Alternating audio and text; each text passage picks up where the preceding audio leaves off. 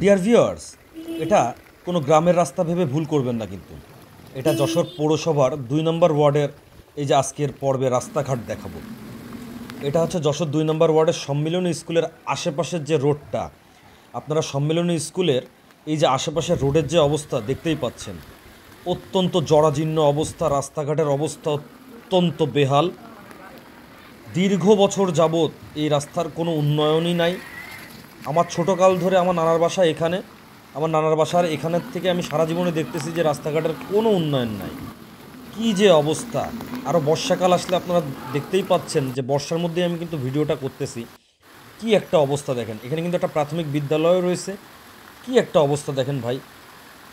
এটা কি কেউ বলবে এটা সিটির ভেতরে, যশোর পৌরসভার ভেতরে, সিটির ভেতরে কেউ কি দেখান নাই?